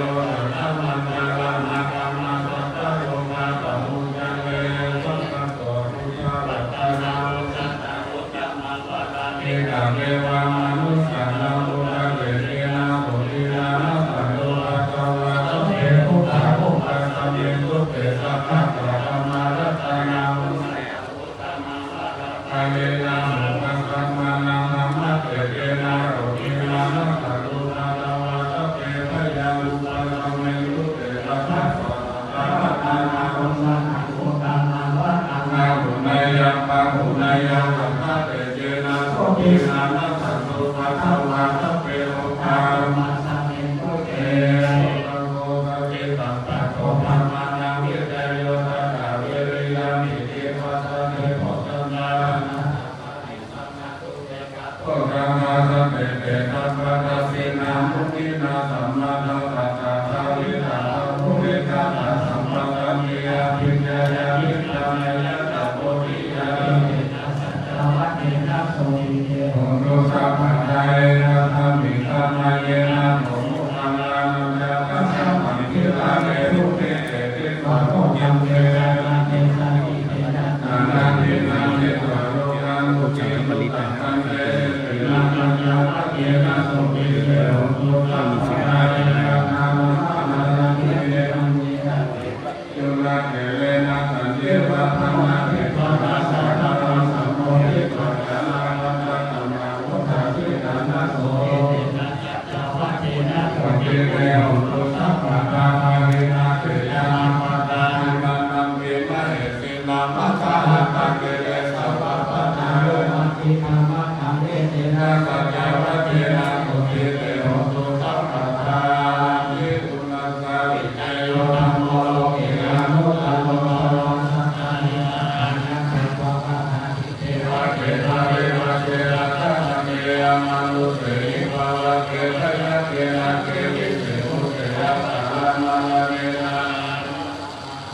นะโมตัสสะเทวะตาระมะเรนะนะเทวะนุภาเวนะโมเทโวสุติสัตตะตุตัสสิลังสัมมาตายะสัมมาตาเรตากาเรทัสสิวะนุภาเวนะโมเทโวสุติสัตตะเรติตามิติตามุจจาตาภะคะมัจจานาคาโรมาเรสัพเพสัตตะสุตตะตัสสะยุตตะวัฏฏะเตยะเตอุณัตตะวิจโยธัมโมโลกิยานุตตโรสัพพะสัพพะเยนะตายะตัมโมจะใช้คำว่าสรุปเทวะเทวะเทวะขอบให้ทุกคน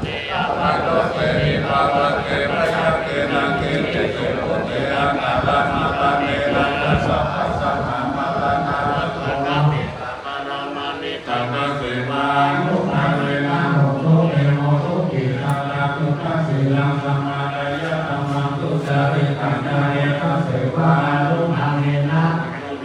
สุขิสัตตะอันนี้ที่ทำบุญจังตาระนาปัจจานังพระบุญมาเลสัพเพทานังทุกปัจจสาธุ แล้วหลังจากนั้นก็จะเป็นการนิมนต์เราพระภิกษุได้ฉันพระตาในตัวเองวัดวาสาธรรมแห่งนี้นะครับการถ่ายทอดสดก็น่าจะสิ้นสุดลงหลังจากที่มีการประเค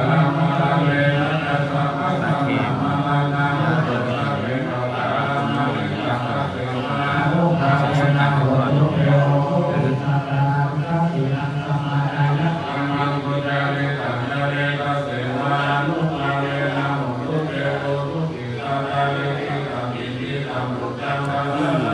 เห็นใส่เสื้อสีชมพูนั้นก็เป็นเรียกว่าปู่จานปู่จานหรือว่ามัคคณายกไม่ใช่มัตตานะครับมัคคณายกนะครับเป็นผู้นำในเรื่องของการนำสวดมนต์คณะสัตยาจะมีทุกที่ทุกวัดวันไหนที่ไม่มีก็จะติดต่อเรียกว่าปู่จานปู่จานจะรู้ลำดับขั้นตอน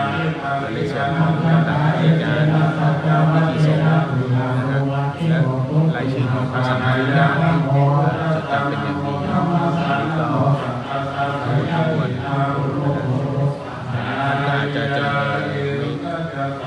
ก็อาจจะไม่ซ้ำหน้ากันทำหน้าที่เหมือนกันครับ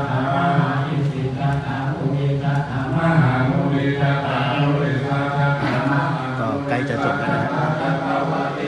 บ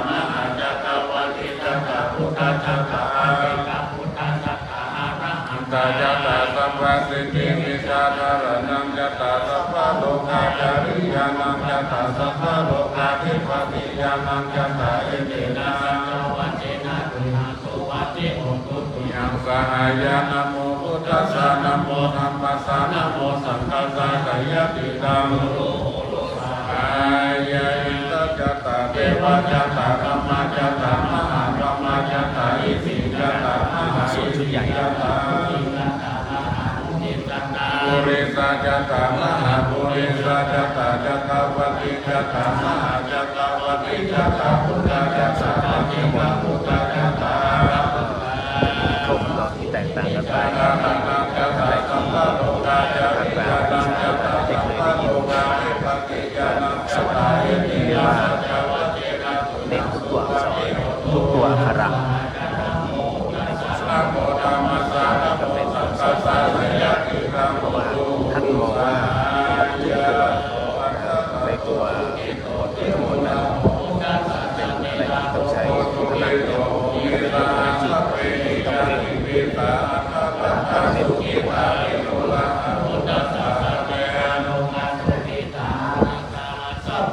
ยะติมิเตอะคาหะคาตุกิตาวิโรธาหะพุทธัสสะตะเตกาสานะสัพเพหิยะติมิ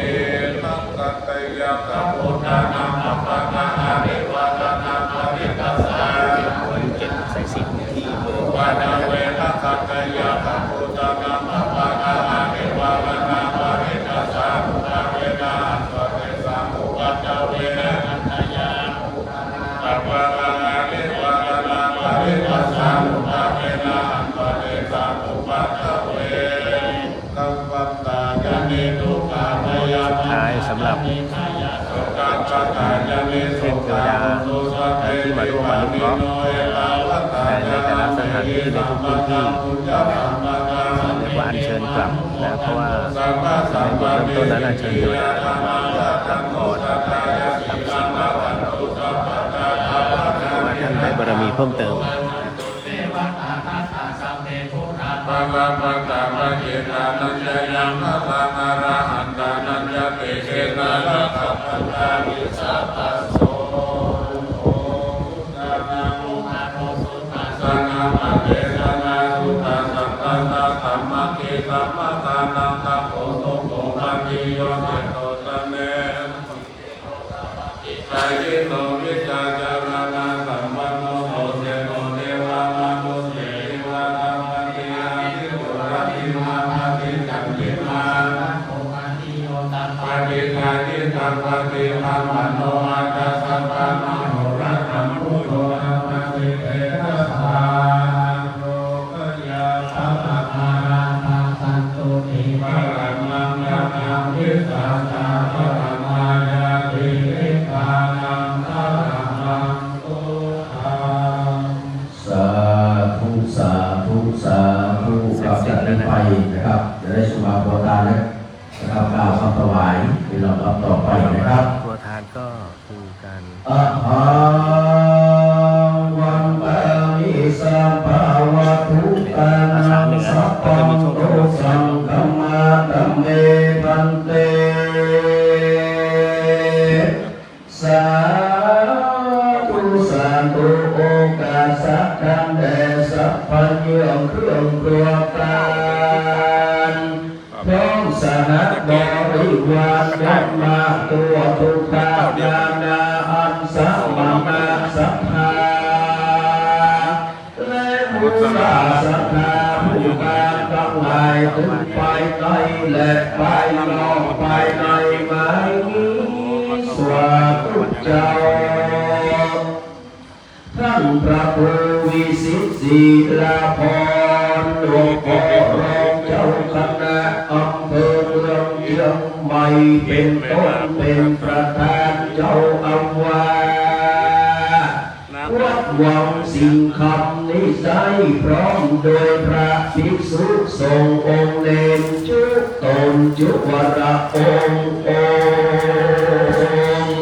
คนไปนอกไม้นี้คณะสัทธามีพ่อเลี้ยงธนวัฒน์และเลี้ยงทัพพิชาสุสิ่งคำครอบเตออาจารย์และวร สุวรรณชินพร้อมโดยมหากุฎาลัยฟ้าอินเทินพี่น้องคณะสัทธาบุโรอุปถาพ่อน้อยพ่อนางพ่ออาจารย์กรรมการแก้ววัดทุกคน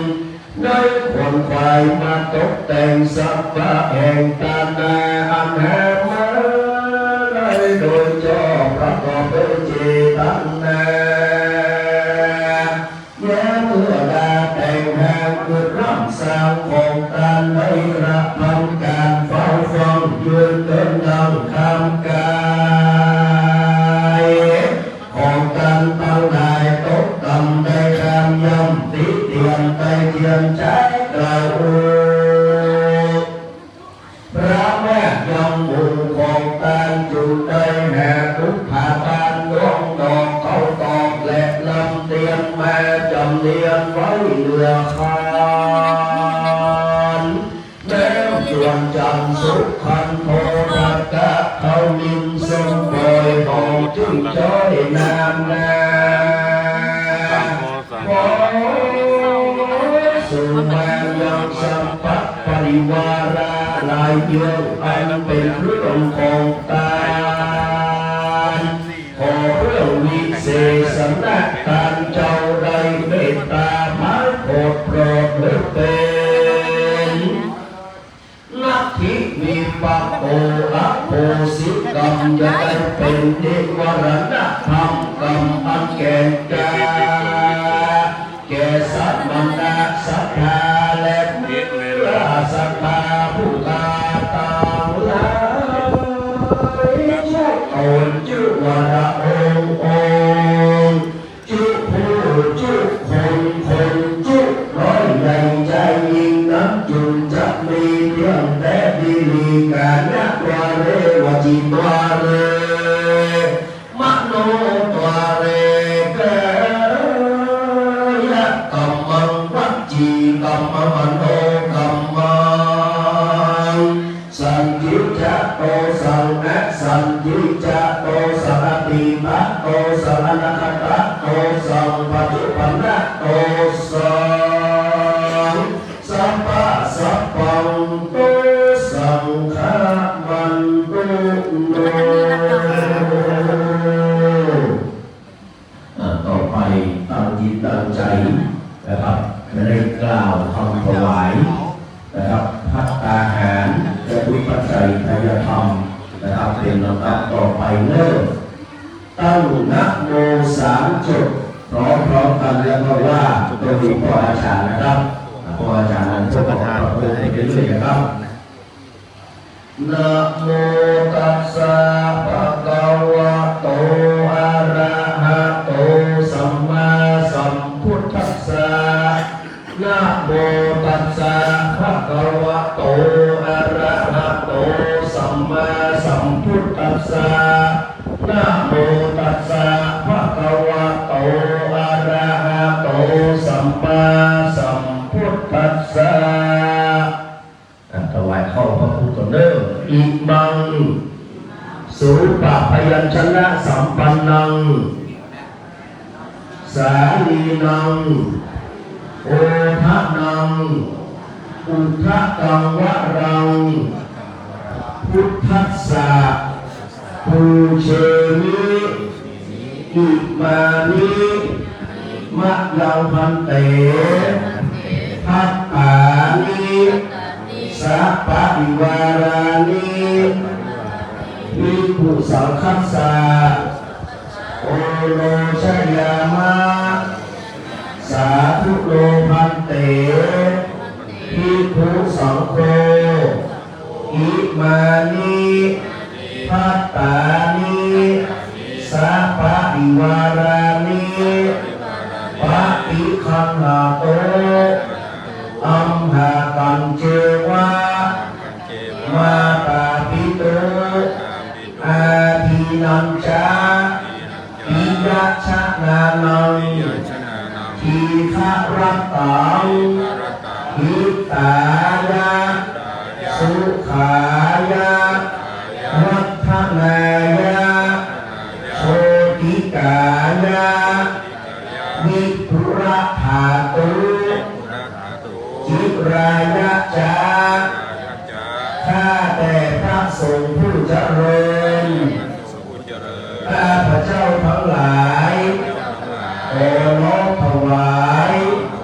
ภัตตาหารกับทั้งของบริวารทั้งหลายเหล่านี้แด่พระสงฆ์ขอพระสงฆ์จงรับภัตตาหารกับทั้งของบริวารทั้งหลายเหล่านี้ของข้าพระเจ้าทั้งหลายเพื่อประโยชน์เพื่อความสุขเพื่อความเจริญรุ่งเรืองและเพื่อความมั่นคงไพบูรย์แก่ข้าพเจ้าทั้งหลายด้วยแก่ปิยชนทั้งหลายมีมารดาบิดาเป็นต้นด้วยตลอดกาลนานเทินต่อไปในการ กับประสวดในทรงสาธุสังฆสัญญาณบอกว่าอีกแล้วนะครับจากนี้ไปจะได้ทดลองถวายจตุปัจจัยทายธรรมแด่พระสงฆ์เจ้ากับพระเจ้านะครับกราบไหว้สารัตนานะครับพระพุทธวิสิตศิลาภรณ์ข้าพเจ้าว่านะครับวันฟังสิ่งธรรมในพระน้องถวายพระพุทธเจ้าในขณะที่หลวงพ่อถวายกับพระพุทธของเราสาธุกันนะครับ3 ครั้งนะครับ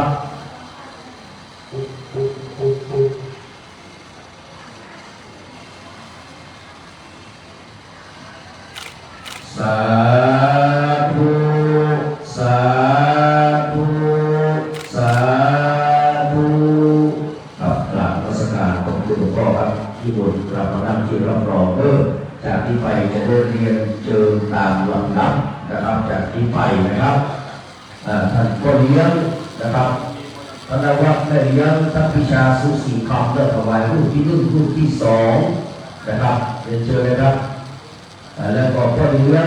ทองไปเป็นประชาถวายรูปที่3เลิกนะครับเรียนเชิญครับจากนั้นไปจะเรียนเติมตามลำดับเลิกท่านอาจารย์นะครับจากนะครับอาจารย์จุฬาจารุพัฒน์รุ่งเรืองนะครับเรียนเชิญนะครับจารุพัฒน์รุ่งเรืองจากปารีสนะครับเป็นตัวแทนของที่อ่างทองเลยนะครับเรียนเชิญนะครับแล้วก็แม่ปราณีพยัคฆ์ขยันพลอันนี้แม่ปราณีมาบอกครับอ๋อเนี่ยจากสีใต้เราไม่ปราณีหรอกกับแม่ปราณีพยัคฆ์ขยันพลนะครับพ่อถาวรวิริยะจากลำปางนะครับบางแหนลำปางเนาะเป็นจริงครับพ่อถาวรครับนะครับพ่อเลี้ยงพิสารนะครับเสียงงานนะครับจากร่มใบบุญนะครับเชิญครับกับแม่สุขันนะครับใบกาวินเนาะเป็นตัวแทนของพี่น้องบ้านสันทรายเลยรวมเหนือนะครับรวมเหนือนะครับเป็นเจริญไปแม่เจ้าเลยนะแม่อะไรเจริญครับ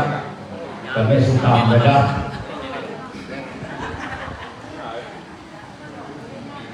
กับคุณนัทพจน์นะครับจากแม่ดินจากสารปีนะครับเป็นเชิญครับพ่อหลวงทองพุนซามูลนะครับ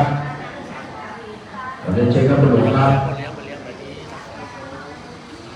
น้ำบ่อน้ำเย็นนะครับท่านสทได้คำพุทธนะครับท่านรองสิงคำนะครับเป็นเชิญครับครับไปกำกันไว้นะครับแล้วก็น้องนะครับคุณจิรพรเตโชรานกำลังมาแล้วเนี่ยก็มาจากเช้าก็อยู่กับลูกกับเด็กเลยครับสจนะครับจิรพรเตโชรานนะครับพ่อหลวงสมพงษ์โมริพ่อหลวงพงษ์ขยันของบ้านเรานะครับพ่อหลวงสมพงษ์เลิศครับแล้วก็คุณปัญญาจารย์วิจิตรธรรมหัวหน้าฝ่ายป้องกันและบรรเทาสาธารณภัยเทศบาลป่าแดดนะครับตำบลป่าแดดนะครับเชิญครับครับเชิญนะครับดูแล2 คนเนอะครับ2 คนอันนี้คนที่ทำหน้าที่ในวันนี้เป็นพ่ออาจารย์บ้านเรานี่พ่ออาจารย์เอกภพนี่นะครับ นี้อะไรพ่อที่นั่งใกล้ๆเลยพ่อกับพ่อมาพ่ออาจารย์เจสีนะครับสาธุสาธุ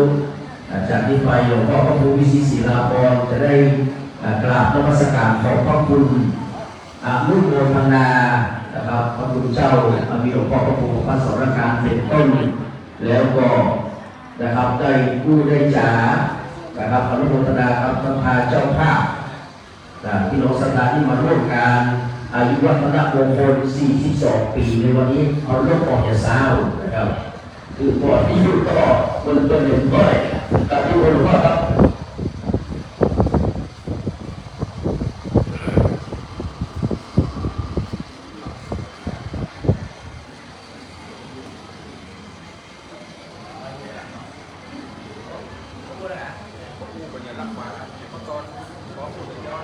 ต่อไปนี่หลวงพ่อประพัฒน์นะครับสรกะครับได้ตั้งคำถามเลยครับที่บนครับ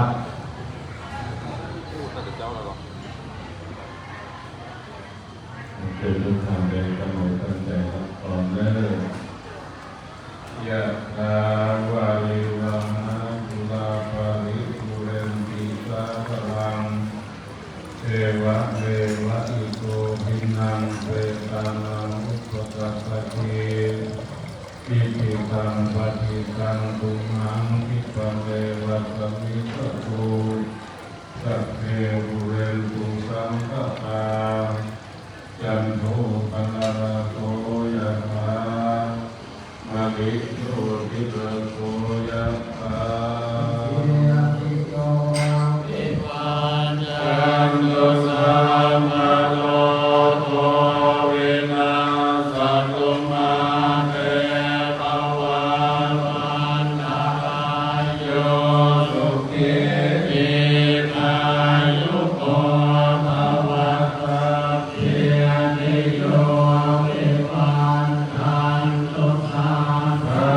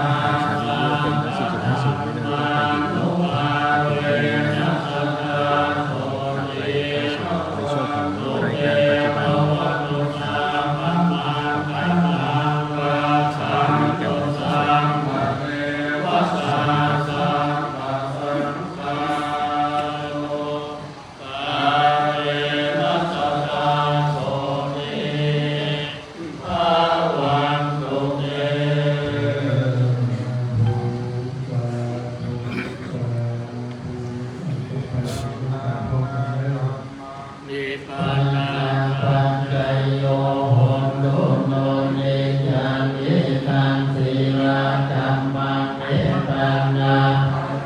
โยโหตุโนเนยังวินามาวันาธรรมังนิพพานาปัจจโยโหตุโนเนยังอิติโกสัลลังตาตาปังธัมมังตาเปหิอัมเพหินาคังปุญญังโลหะโลโมตังตุสุลังโตโหโตอิติวะอัสสะมิทาเนนาทิกาตาติกายุกัสสะตาหุนตุสัมปัสสัตตานังสุขีอัตตานังปาริหารันตุมาตาปิตาสุขีตาหุนตุทุกขาปะปุญจันตุสัพเพยาตากาลุกิตาหุนตุทุกขาปะปุญจันตุสัพเพอายาตากาสุขีตาหุนตุทุกขาปะปุญจันตุสัพเพปิสาสัพเพยัคขาสัพเพเปตาสุขีตาหุนตุทุกขาปะปุญจันตุสัพเพนัคขตาสุขีตาหุนตุทุกขาปะปุญจันตุสัพเพเทวาสุขีตาหุนตุทุกขาปะปุญจันตุสัพเพอัญจาริโยปัชฌายาสุขีตาหุนตุทุกขาปะปุญจันตุสัพพะสัมปติโยสามิยันตุโกวันตามิพุทธังสัมมาเนวัตถุสัมมามังคะเนวันเทวันตามิสัมมังสัมมาเมวัตถุสัมมามังคะเมวันเทวันตามิสัมมาสัมมาเมวัตถุสัมมามังคะเมวันเทวันตามิคารุอุปัชฌายาวิเยสัพพะเมวัตถุสัม